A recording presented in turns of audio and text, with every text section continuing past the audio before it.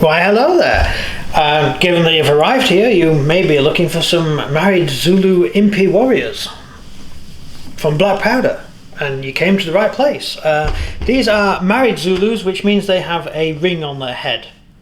Unmarried Zulus don't have a ring on their head.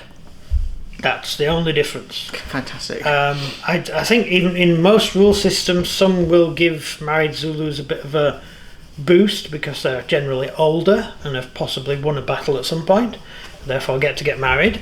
On the flip side, they also include people in their 60s. So you've got grandpa tottering around with a young lad who's just got married, and so your married Zulus are going to be a real mixed batch of stuff. They're not necessarily going to be the cream of the crop. Your young warriors, they tend to be very young, therefore healthy and fit, and they can run fast, and they want to do well so they can get married. Then they get to hang around with the old codgers. Yep. So basically I'd be with the married Zulus wheezing at the back. Oh yeah, me too. You too. So we'd both be wheezing at the back. So imagine a regiment with both you and me in it. You can march at, you can run at 20 miles an hour and fight a battle at the end of it, and I can do possibly 2 miles an hour with a limp because I have a gammy knee. So yeah, you could carry my spear though, couldn't you? And my shield. Sure, I don't need it. I'm probably going to need it. I'll carry the bag of food. So this is the Impi. It doesn't look anything like an Impi. If you're going to do Zulu War, you need to do it in 6mm, and you need to have about 1,000 figures on one base, and that's one Impi. And that would look small compared to real life. Impis were huge things, with thousands and thousands of warriors. Some Impis had about 4,000 or 5,000 warriors in them. Milibini, or however you pronounce his name, sorry, I'm a Westerner. He in the north had some massive regiments, absolutely huge, whereas Kechiweo had some pretty big sized regiments as well. And also some Impis were very small. It's like about 400 men. I suppose you'd have to get them together with other Impis to make them a decent fighting force. And all completely useless against a Gatling gun. So there you go. Anyway, that is Married Zulu Warriors. We'll open the box. There we go. Any bases? Oh. Okay, that's unusual. The Cromwell bases are just on. No, I mean bases as in the bases. Oh yeah, the British Light Infantry didn't have any either. Oh, that's true. I didn't notice that. Oh, that's the downside. Right, so they're all the same. Now, in the Zulu box set, I do know you get a mounted officer, and you also get a foot officer as well. I think it might be random with Warlord, but you do get them in the sort of battalion box, whereas these are just normal, same as the British infantry. So these are the Zulus. They are not that easy to put together, mainly because they have the way the arms are, and you stick sort of from the elbow onto the arm, and it can look a bit confusing, but if you use the card as a guide, it should be okay if you have not done them before. I used the card as a guide when I first put them together, and I did actually find it quite complicated. Basically, you have two sets of arms and legs and stuff. You have one set of arms and legs with the thin fur, and then one with the long fur. And the long fur ones go with the longer furred troops because they have more fur, sort of to make them look good. Bless me. Gesundheit.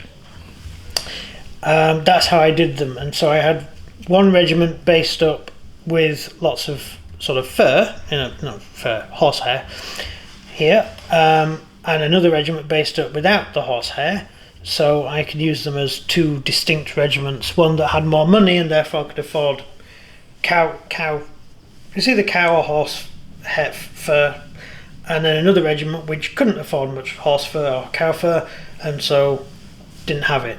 Yeah. That's a long rambling explanation of how I tried to denunciate regiments. Plus, regiments tended to have different coloured shields. See these shields here? Different regiments had different shields, and you will find guides online and everywhere else as to what regiment used what shield. And most of it's not true. I think coloured shielding kind of became a thing later on, where the Zulus had sort of given up being proper Zulus running around with shields and sort of started to adopt, a bit like tartan. Tartan never really existed. Tartan was made up for American tourists, and so Americans come and say, I have an ancestor who's Scottish, and they'll say, this is the tartan for you, and it was made up by a shop in London that sold tartan. None of it was true.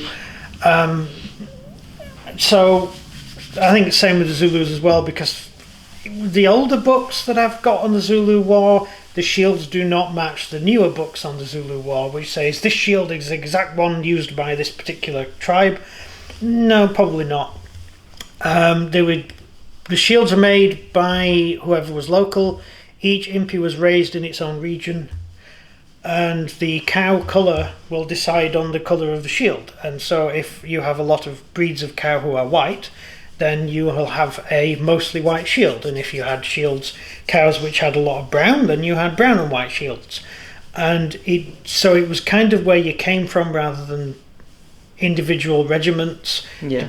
Depending on where they sold them to. It's all really complicated. But individual tribes didn't necessarily have individual shields.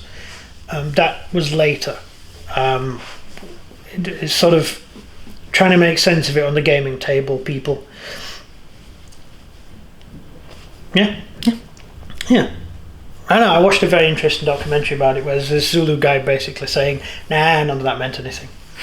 Because he had all these shields up, and each shield it's in a museum in South Africa, and he had plaques on each one, and he said, these aren't really real.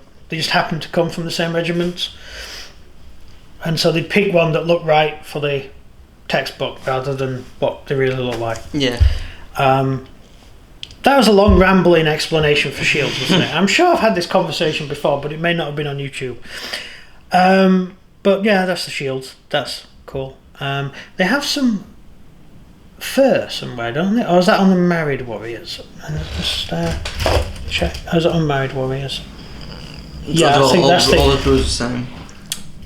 Yeah, I think because these two are more older and have more fur. Yes, these are older men. So what you could do with some of these, which we did, which some of them had grey beards, little grey beards and grey hair, and some didn't have grey beards and grey hair, but they were based on the same base. So for exactly him in the background, he's all grey. Yeah, so you have a guy with grey hair next to a young lad, because youngish lad, old enough to get married, but they're married. So and they're from the same region. There's hardly any here. Look over there. There's thousands. Yes, there's lots of Zulus, thousands of them. So yeah. Doubtless in the comments someone will be quoting a book reference with page number and everything, which disproves everything I just said. To which I can send you a list of books, which I have in my own collection. Yes. Brave Men's Blood's a good one, actually. If you're doing the Zulu War, see if you can find Brave Men's Blood. It's a very, very, very good book on the Zulu conflict, and it gives you not just the political backgrounds, but a lot of the individual sort of personalities. You can get quite a lot from that book. I wouldn't really use it as a uniform guide, because there are colour plates in it, but some of them were from the Times of London. And I'm pretty much sure the Times of London journalist never went to Zululand. Yeah. He just painted it.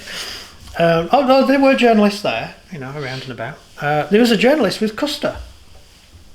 They found his body. Didn't do much good. Yeah, definitely. He probably had a really good article to write. But he was face down in a ditch, so it didn't work out for him.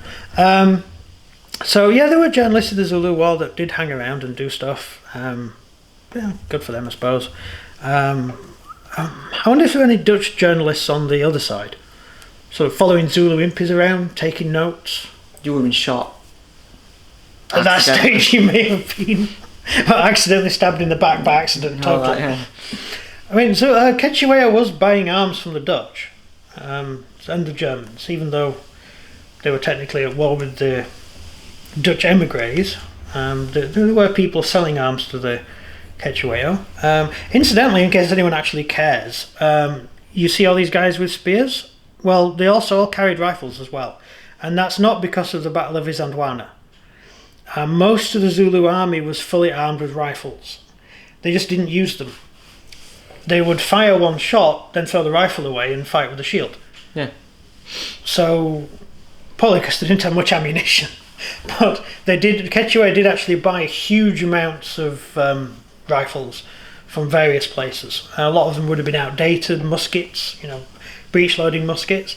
And after the Battle of Isandlwana, they actually got a lot of ammunition. And it's the ammunition that was important, which enabled at Rock Drift for a actual rifle company to be built by the Zulus and used to fire. Unfortunately, it wasn't a proper rifle company. It was just an impi who had a lot of rifles, and they put the whole impi on a hill and said anyone who's got a rifle, shoot at the British, which meant it wasn't as effective as actually having properly trained rifle troops. Yeah. But yeah, most Zulus did actually have rifles, regardless of films and various other sources. But yeah, so there you go. That's just life. Yeah. Mine all are the same.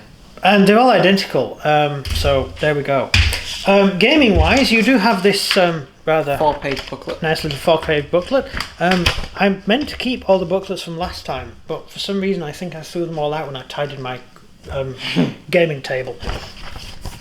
So it has the rules in the back. These are Zulu warriors. There are some gamers who modify the rules to make certain regiments better. Do whatever you like. It's fine by me. Zulu warriors, infantry, spear and firearm, 6 in hand-to-hand combat, making them exactly the same as a British infantry unit, which kind of makes sense, regardless of spears. The British were better trained. Then you get shooting of 1 to represent the fact that they did have rifles, even earlier on.